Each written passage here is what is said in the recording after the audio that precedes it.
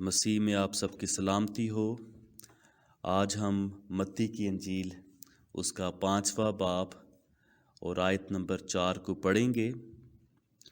कलाम मुक़द्दस में यूँ लिखा है, मुबारक हैं वो जो गमगीन हैं क्योंकि वो तसल्ली पाएंगे।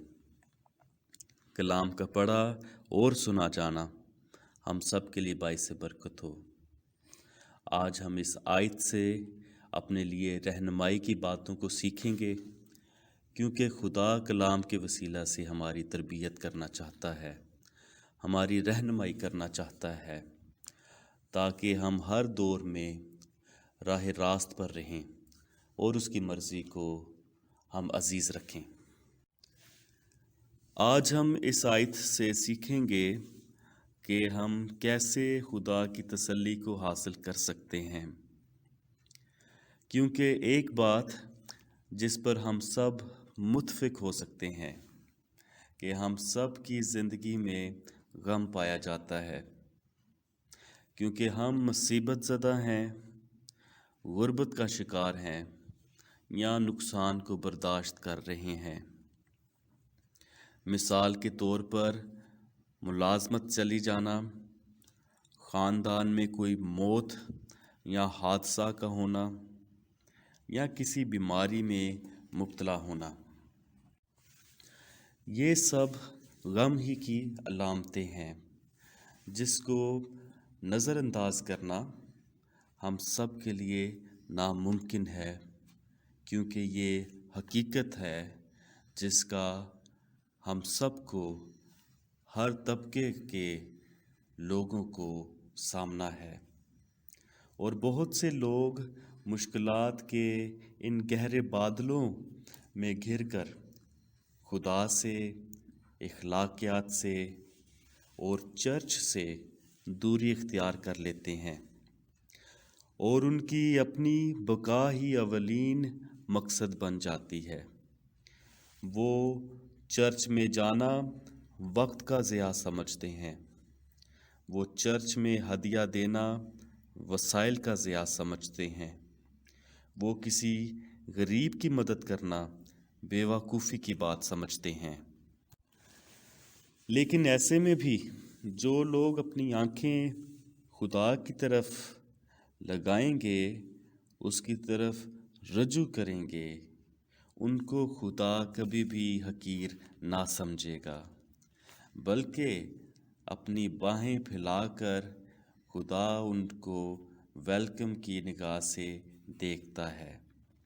फरिश्ते उस एक जान के लिए बड़ा जश्न मनाएंगे, और जब खुदा हमें दुनिया में से चुन लेता है, जब खुदा हमें अपनी कुर्बत बख्श देता है, तो ऐसे में फिर तमाम तर विरासती बीमारियां, तमाम तर विरासती मुसीबतें, तमाम तर हादसात की तासीरें, बुरे ख्यालात की तासीरों से हम छुटकारा हासिल करना शुरू कर देते हैं, और कभी भी ऐसी सोचों के वसीला से मांद नहीं पड़ते, बल्कि ज़िंदगी की दौड़ को मुकम्मल करने वाले बनते हैं।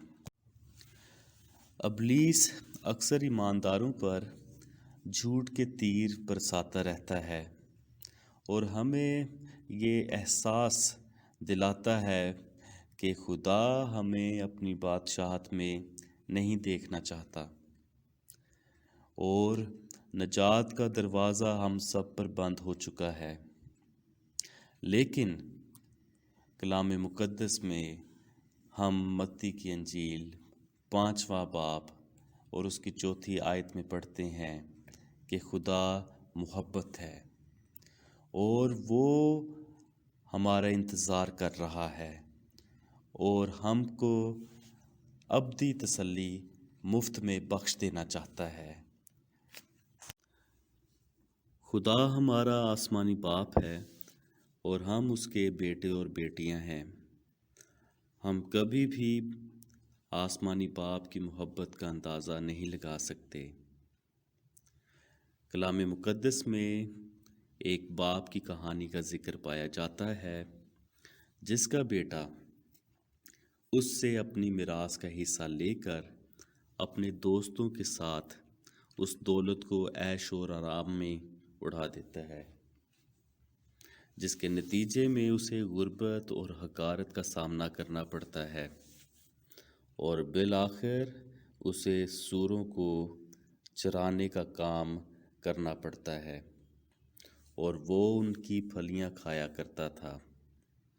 ایسے میں اس کے دل میں خیال آیا کہ کیوں نہ وہ اپنے باپ کی طرف رجوع کرے اور اس کی خدمت گزاری میں باقی زندگی گزارے، کیونکہ اس کے ہاں تمام تر ملازمین کو زندگی کی تمام تر سہولیات میسر تھیں، اور جس وقت اس نے اپنے باپ کا سامنا کیا اس کے باپ نے نہ صرف اسے معاف کیا بلکہ ایک بڑی ضیافت کا انتظام کیا اور اسے بیٹے ہی کے رتبے پر بحال کیا اور تمام تر اختیارات بخش دیے۔ یہ کہانی تو ایک دنوی باپ کے حوالہ سے ہے، لیکن ہم دیکھتے ہیں کہ وہ کس قدر اپنے گناہ گار بیٹے سے محبت رکھتا ہے، لیکن ہمارا آسمانی باپ اس کی محبت دنوی ماں باپ کی محبت سے بڑھ کر ہے۔ اگر ہم برے ہو کر بچوں کے لیے اچھا چاہتے ہیں تو خدا جو ہمارا آسمانی باپ ہے، جس نے ہمیں اپنی شبیہ پر بنایا، جس کا دم ہماری سانسوں میں ہے، وہ کیوں کر اچھی چیزیں ہم سے دور رکھے گا۔ کلام مقدس کے نئے عہد نامہ میں ہم خدا کی ایسی محبت کا اظہار دیکھتے ہیں جس کی کہیں بھی اور مثال نہیں ملتی۔ خدا نے ہم سے اس وقت محبت رکھی جب ہم سب گناہ آلودہ تھے، تاریکی کا شکار تھے، لیکن ایسے میں بھی اس نے اپنے اکلوتے بیٹے کو بخش دیا اور اس نے ہمارے تمام تر گناہ اپنے اوپر لے لیے اور صلیبی موت گوارا کی تاکہ ہم نئی انسانیت کو حاصل کریں، تاکہ ہم ایک بار پھر خدا کے لائق بن سکیں۔ اور یہ خدا کی مرضی ہے کہ ہم بڑے بڑے کام کریں۔ لہٰذا جب ہم دکھ، مصیبت اور بیماری میں ہوتے ہیں تو ایسے میں ہم خدا کی طرف رجوع کریں، کیونکہ تمام اچھی چیزیں خدا کی طرف سے ہیں۔ دعا کریں گے۔ قادر مطلق آسمانی باپ، شکر ادا کرتے ہیں آج کے اس ورس کے لیے جس سے ہم نے رہنمائی حاصل کی۔ شکر ادا کرتے ہیں آسمانی باپ تیری محبت کے لیے۔ شکر ادا کرتے ہیں تیرے اکلوتے بیٹے کے لیے جس نے ہمارے لیے صلیبی موت گوارا کی، اور ایک بار پھر ہم اس کے وسیلہ سے تیرے لائق ٹھہرے۔ شکر ادا کرتے ہیں پاک روح کے لیے جو ہمیں کلام سمجھنے کی توفیق بخش دیتا ہے۔ آسمانی باپ، میں اپنے لیے اور تمام تر جو لوگ اس میسج کو سنتے ہیں، میں ان کے لیے دعا کرتا ہوں کہ وہ تیری محبت سے واقفیت حاصل کریں، وہ جانیں کہ خدا ہم سے کس قدر محبت کرتا ہے اور وہ کسی کی بھی ہلاکت نہیں چاہتا بلکہ چاہتا ہے ہر ایک کی توبہ تک نوبت پہنچے۔ اور خدا ایک بار پھر ہمیں آنر، اتھارٹی بخش دینا چاہتا ہے۔